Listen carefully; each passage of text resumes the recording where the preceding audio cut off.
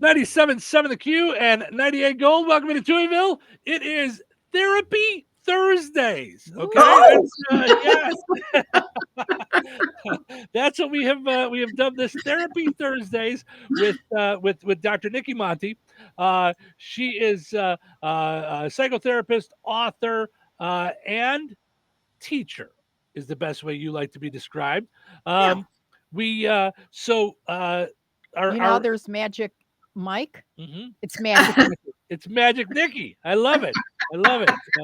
Uh, so so we've gotten a lot of good feedback about last week that Mhm. folks really enjoyed our first show with you. So we're looking forward to a lot of folks. If you're watching, whether it be in our area in Northwest Indiana or worldwide on the web through YouTube and Facebook, and we got shorter videos up on TikTok and Instagram. You can find Dr. Nicki and all those things. You can find the Touhyville Show and all those things. But if you have questions for Dr. Nicki, we encourage you to send them in through our social media. Is probably the best way. Just message us through social media. We'll keep your name private if you want, and we'll go from there. So Dr. Nicki, how are you this week? Before we dive into some things.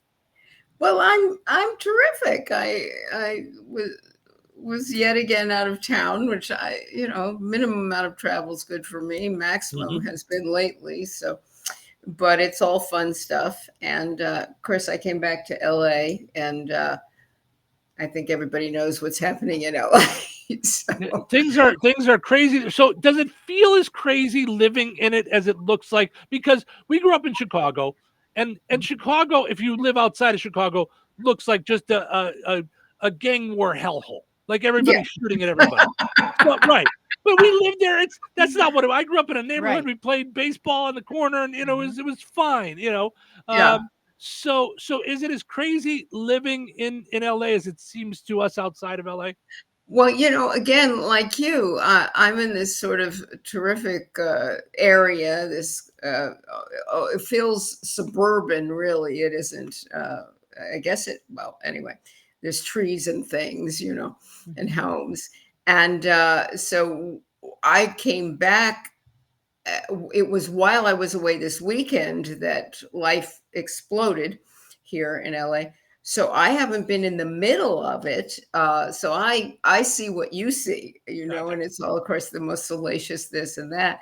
But and that being said, and we just had the fires, not long ago, and I had clients and friends who lost their homes Mhm. in the fire, and clients who their homes were so smoke damaged they can't be in them, and so we were just beginning to start the recovery process from that, when the craziness started here. We're not beloved by the government, and that we're paying the price for not being beloved by the government here in Hmm. California. Yeah, So, I mean, by the federal government, of course. sure. So, it's just a very strange time in the world, and that's the strangeness of the times. Not to get into the political thing, but the strangeness of the times and the collective. Needless to say, whether we know it or not, it affects all of us Hmm. psychologically. There's a rumble in the jungle. I mean, it is really disheartening and upheavaling, and so now we have all this sort of consternation and fear mongering, so much fear. Fear is the name of the day, and it's fear and blame and fear, blame and fear. And a lot of us, when we are fear driven in a heightened way, I think that's just sort of a general place for people to live these days. But when we're heightened, as we are now in the world, in the whole world, but of course, in America, when we're heightened, and there's so much fear, people don't realize that it plugs us into some of our original fears of powerlessness and incapacity to really meet our dreams, to dream and actualize, to comfortably collaborate and connect with people. So I think these are very overwhelming times for most people. So, do you have that? I'm glad we started this conversation because it's actually on my list of things like what are we going to talk about, topics and stuff. I Yeah. can feel that in me. Mm-hmm. Mm-hmm. Um, and I really don't know because it's there's so much hitting me. I feel like it's almost like being overstimulated and not being able to Yeah. sort all of it Uh-huh. out, sort the truth out, Mm-hmm. know when to take action, if you will, and not. I'm kind of at a loss for the first time in my life as to what the what the solution is. Yeah. And then how to cope, Mhm. Mhm. with it. Yeah. I mean, I think that's very, very well said, Cheryl. It's such again, it's so heightened. All of our experiences right now it is so, and we don't know, is it me? Is it us? Is it ours? Is it mine? Am I And exaggerating it? Like, am I am I calm exaggerating down, it? take a breath. It's not like you haven't seen this before. And then I go, well, I kind Well, of haven't. I kind of haven't. Oh no, there's a lot of things now we've never seen here in Yeah. America. There's other countries that have seen it. I won't speak of who they are, but I think we all know. But Right. we have not seen uh, this level of the last time I had National Guard around me was in the 60s in Madison, Wisconsin. We had them on the corners because there was so much unrest about the Vietnamese War. I mean, I have a vague memory of that. Not that I was very awake in the 60s, but still, you know. And it's there just is a lot, like I said, fear is the driver. And so of course we all have our own fears, and that plugs us in. So what do we do?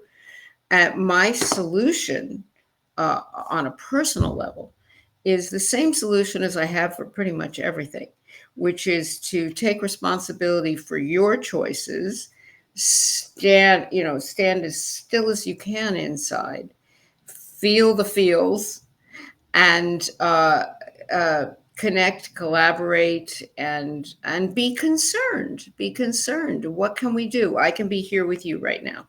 That's what I can do. I can't be here and on the streets right now because I have not managed to figure out how to be in two places at one time. But I can be here with you, and I can help people today that I work with have a place in their life that feels safe and sane to whatever degree, to make choices that are in our best interest. That is, so every time we take responsibility for who and how we walk through the world, we are doing something for the community.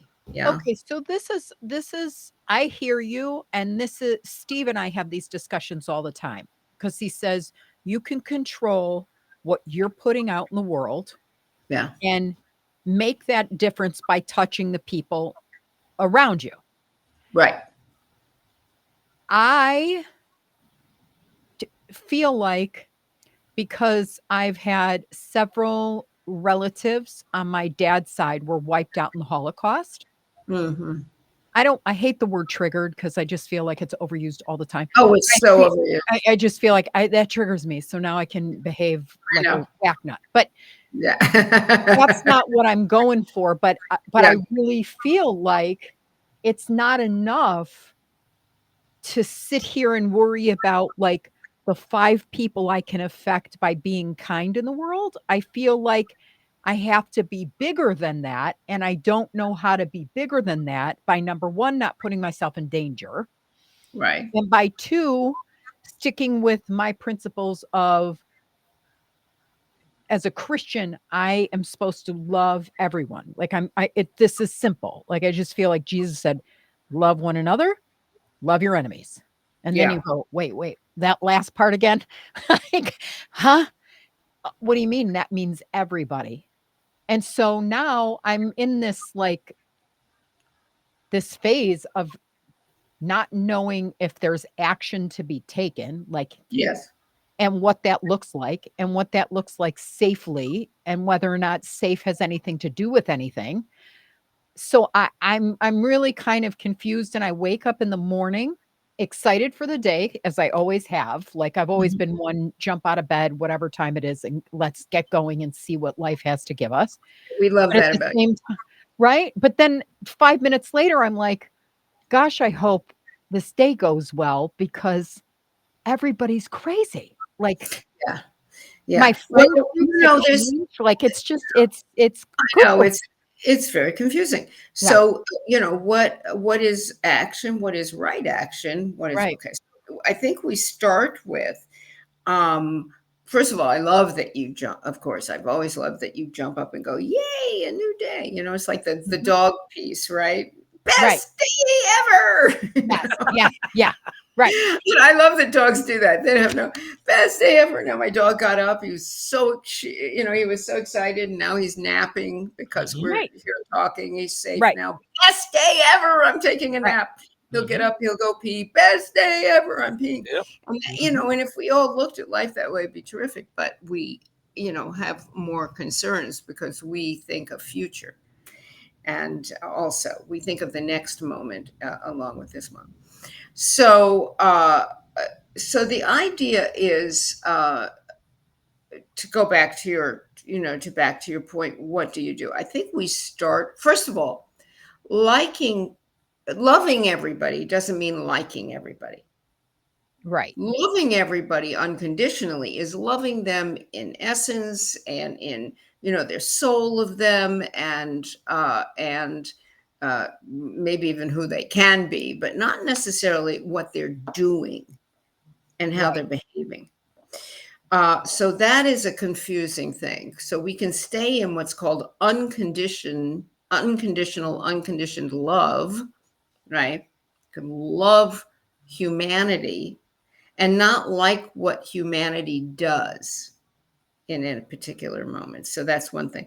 I was talking yesterday about some terrible person that we were having a conversation about this person in the sort of peripheral to the family that I was with. And she just turned into this horrible act.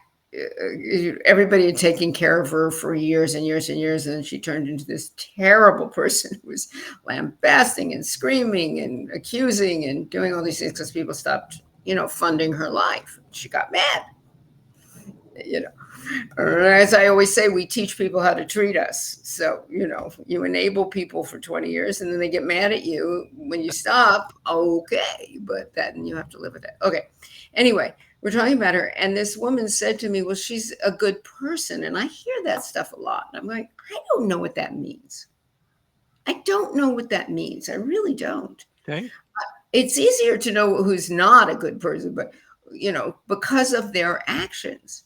If Mhm. somebody say deep down she's a good person, I don't care. I mean, great. But she picked up a rifle and shot you. I don't know. Is she a good person anymore? Maybe underneath it all, Mhm. she's Mhm. still, you have a bullet in you right now. You know what Right. I mean? I think we want to look at this point at right actions as much as we look at sort of this thing about good intentions, road to hell business. Right. And what are good intentions? So, and what is truth? This is who I mean, of course, truth has always been questionable. To me, there is no absolute truth. No Right. absolute. Zero. It's Mhm. all a matter of perspective. But now there's such clear distortion of truth. So it's crazy. It's Mm. a crazy thing. So I think the first thing we get to do individually is say, okay, what is my moral compass? Do I have a moral compass? Okay, so we three, let's assume the three of us have moral compasses, and maybe some of your audience members. So we have a moral compass. I definitely am not going to kill anybody today. I'm pretty good with that. And I'm probably not going to give anybody a beat down today, unless they make me. And whatever it is, what's my moral compass? Am I going to swear and accuse people of things they haven't done, like a toddler, and call people names? I'm not going to do that today, probably. And you know um, but we give ourselves excuses because we're mirroring. We were talking earlier about mirroring, but we're mirroring what we see, just like children Mhm. mirror the father and the mother. Mhm. We mirror. Where did he learn that language? Up from you. Or from the peers that learned it from their parent. Mhm. So what do we do? What do we do is we start with us, and we take as much action as we feel capable of taking, and then maybe a little bit more. Now, you're kind of public figures, and I'm a semi public figure, and we have to be watchful about how we comport ourselves, how we conduct ourselves, right? Mhm. Because we're responsible for affecting people, I hope. Mhm. I hope. Right, but then I think about, and maybe I'm crazy, but and that enters my mind a lot, but I Hmm. see, a kid who was in LA, Hmm. whose father went for a coffee in Hmm. Koreatown, they said. He went there, Koreatown. Koreatown, and got grabbed by ICE. And I so know. now he's protesting. He's one of your protesters in LA. Hmm. And I don't know, you tell me, is it normal that I went to the bathroom and I cried a little bit because there's a kid out there who watched his dad get grabbed Yeah. for being an immigrant. And then all I can think about, here's how my brain works. I think that I go to Anne Frank, and then I Yeah. go to that saying that when there was no one left, when they came for the Jews, I wasn't Jewish, so I didn't care. When they came for the Polish, I wasn't Polish, I didn't care. Then they came for me, and there was no one To care. there to care. To care. And I just that's how my brain works based on a 17-year-old protester. I don't know him. I don't know his But dad. you do know him. You do know him. You know him in your heart. You know him in your Yeah. spirit. And I don't know what the word normal means. There's a wonderful therapist who said normal is somebody you don't know very well, and so I don't know what normal is. I know it's compassionate. I know it's a beautiful thing that you feel that. I know that there's something in your own life you're plugging into also at a deep level. The bigger the reaction, the older the material supporting the reaction. If it's hysterical, it's historical. Not that that was hysterical, Oh, but it was a big right, reaction. right, a Yeah. big one. Okay. And a wonderful one, as it turns out. Other people get furious and go out and light cars on fire. Not a good plan, not helpful. Mhm. So we have these two stories going on simultaneously, and depending upon the sort of the generally the political orientation, or the religious, whatever it is, orientation, people will look at the thing that they want to choose to look at that will impact them, right? That will make them feel bad or good or angry or lost or whatever it'll feel. I think that both things are simultaneously true at this point, right? So people don't know how to feel power in the middle of these circumstances. Well, these circumstances called life. We don't know how to feel power. So we then add problem to promise.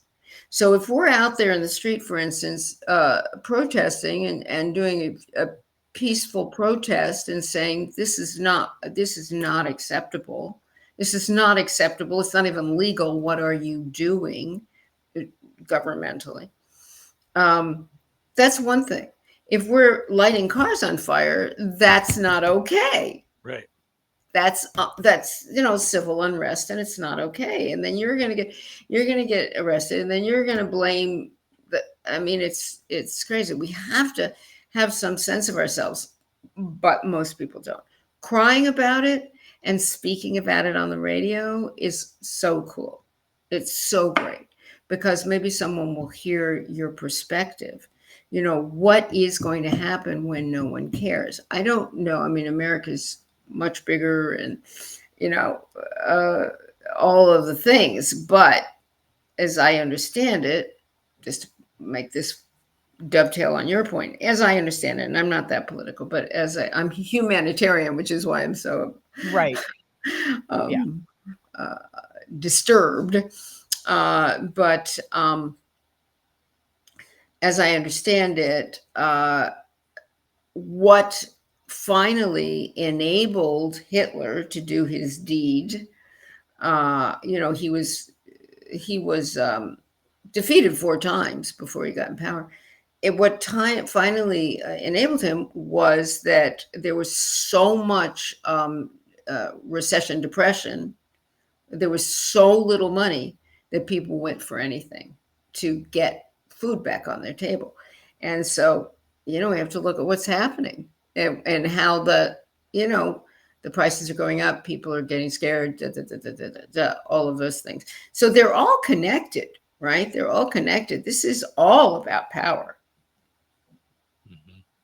Everything that's happening is about power, whether it's the poor 17-year-old who's lost a parent, or the whatever it was, what was he, 6, 7, 8-year-old child, clearly Right. really a danger to society, pulled out of school. These Yeah. are crazy things that are happening, and what my partner's older daughter is very, smart, and she has 3 kids, but she's also an attorney. She went back to school late on, just a few years ago, to get a law degree to help, mainly to help people who were imprisoned wrongly get out of prison, and Wow. she's done that. And so she's connected to a thing called the Innocence Project. But anyway, so and she was saying yesterday, she's saying, the not browns, people who are not brown, you and me, we're the ones that need to be out there, because that's we're not going to generally just be grabbed up just cuz. Oh, It's hard though. It's Yeah. hard to make that decision. Yeah. And again, I'm interested in, how do we maintain our dignity as human beings, or what I like to say is divine beings having a human experience? How do we do that in the face of all this yes. drama and trauma? Because we're now in a trauma bonding state, basically. Yeah. Yeah. Yeah. And the easy thing is to point the fingers at the other guy. So who are we being? And I think the best thing that we can do today is so the 3 of us, each of us, is figure that out. Who am I being today, and how can I be my best person? And I know it doesn't sound like enough, Cheryl. It's like, okay, so I affect a few people, but I think that a pyramid scheme of goodness is about the only thing we can most powerfully do. But I do think that makes a difference. That's how I get up every day. I do think that makes a difference of putting that out there, and I think it's what comes back at you. And I think you give it to that person, and not to sound cliche, but and they're nice to 2 people, and they're nice to 2 people, and then there's more. There's more love.